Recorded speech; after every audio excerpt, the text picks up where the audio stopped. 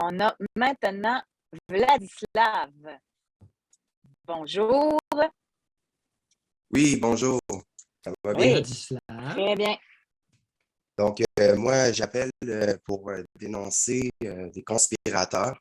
Je ne suis pas un conspirationniste et j'arrive avec du lourd ce matin. Donc, je prends une petite respiration. Donc, j'écoute Doc Mayou et José depuis un certain temps, depuis le début de l'année.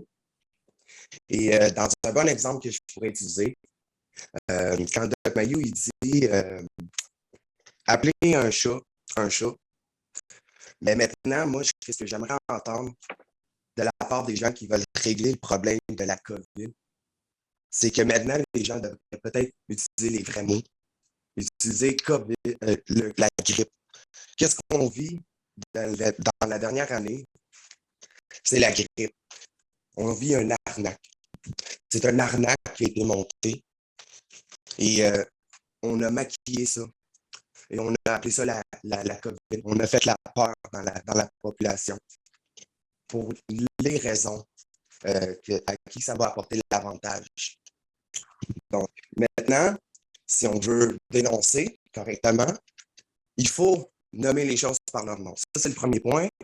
Maintenant, si, exemple, vous entendez une conversation, puis que quelqu'un dit moi, j'aime bien cet exemple-là, mon employeur m'a mis en quarantaine pendant 5 jours parce qu'il y a des employés qui ont été testés positifs. Puis là, n'oublie pas que quand tu reviens faire ton travail, de revenir avec un test. Puis là, le gens, il dit c'est à cause de la COVID. La journée que les gens vont commencer à dire c'est la grippe, il m'a envoyé 5 jours à cause de la grippe, il veut que j'arrive avec un test négatif de grippe, mais les gens vont se rendre compte que c'est du gros n'importe quoi. Ça, c'est mon premier point. Ça vient régler le problème de COVID automatiquement. C'est un automatique. Parce que c'est à ça qu'on a à faire et à rien d'autre. OK. Le deuxième point. On a affaire à un consortium mondialiste mafieux qui ont la main mise sur tous les gouvernements. Poutine, Justin Trudeau, François, tous les gouvernements du monde sont contrôlés par un gouvernement mondial. Et c'est bien beau que Poutine vaut 2 milliards de dollars, mais il ne vaut pas plus que ceux qui impriment l'argent. C'est ceux qui impriment l'argent. Les mondialistes, actuellement, qui veulent s'introniser en tant que gouvernement mondial. Il leur faut une troisième guerre mondiale. Et ils ne vont pas à pas en suivant un plan très précis. Justine est une danseuse. Il danse au poteau et qu'est-ce qu'on regarde quand les hommes vont aux danseuses? Moi, parce que je suis un homosexuel, ça fait que je pense à un homme. Qu'est-ce qu'un homme regarde quand il va aux danseuses? Il regarde la femme. Mais dans ce cas-ci, mon exemple, il est bon. Il ne faut pas regarder la femme, il ne faut pas regarder Justine danser. Il faut regarder le poteau. Le poteau, c'est le mondialiste. Justine, Macron, Poutine dansent tout autour du même poteau. Le mondialiste. Fait qu'ils sont tous dans la même game. Si Poutine voulait vraiment terminer avec l'Ukraine, il l'aurait fait.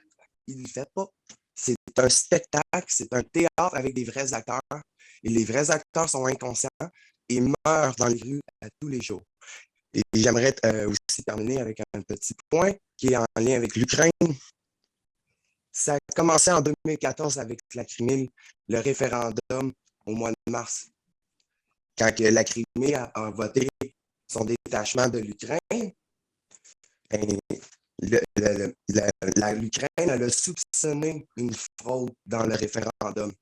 Et là, ça a envenimé un conflit et Poutine a envoyé 100 000 hommes envahir l'Ukraine. Donc, non, la Crimée.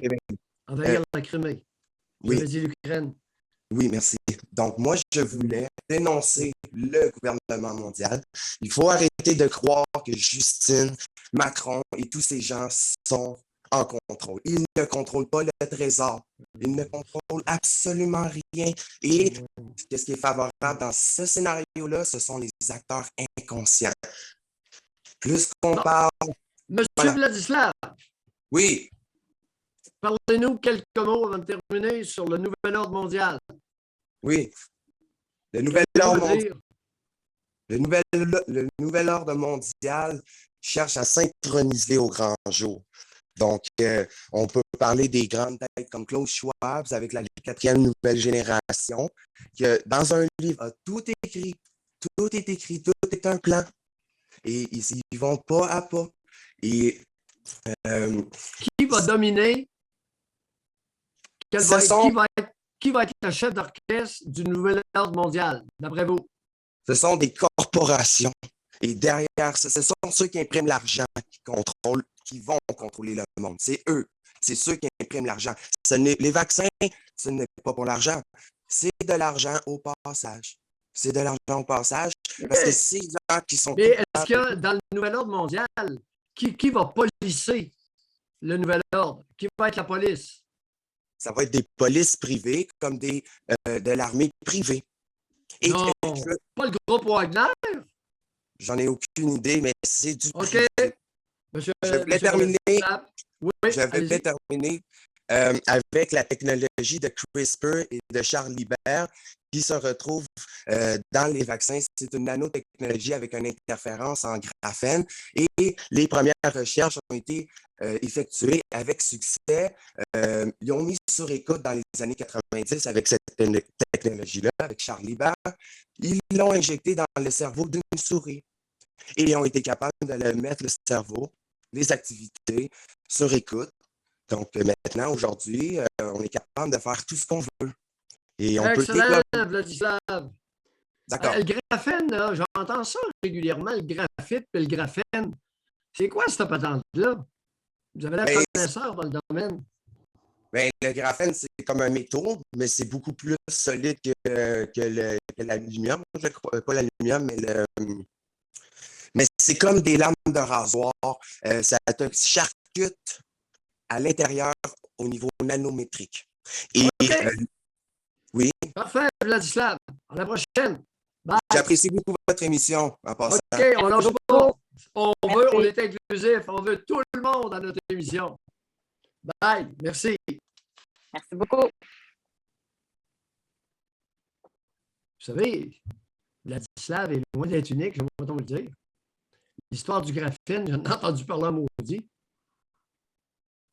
Demandez-moi pas ce que c'est, là, mais il y a beaucoup de monde qui savent ce que c'est que le graphène.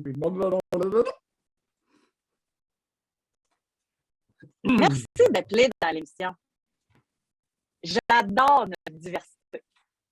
J'adore. Tu vois? Vraiment. Moi aussi. Gênez-vous pas. J'aime ça. Savoir ce qui se trame, les courants de pensée. J'adore ça. Ouais. Puis vous n'avez pas grande tribune. Allez-y. Il n'y en a pas une. Non, on est la seule. Ça, j'en suis convaincu. Au Québec, au Canada, puis aux États-Unis, je ne le sais pas, mais une tribune aussi ouverte, là. Il y en a pas gros. Cette affaire-là de graphène, c'est la première fois que j'entends. Je suis capable de le dire. Là. Oh, oui. Oh, oui. La frange marginale là, a tout un vocabulaire, une rhétorique. Puis le graphène, puis le graphite, puis ce qui tourne autour de ce mot-là, là, ouf! Je ne sais pas d'où ça sort, je ne sais pas ce que c'est, mais c'est véhiculé sur une frange significative de notre collectivité. Le graphène est courant dans le discours. Oui. D'une frange de la population. Faites attention, là. C'est pas tout le monde qui véhicule ça. Mais on les veut. On les veut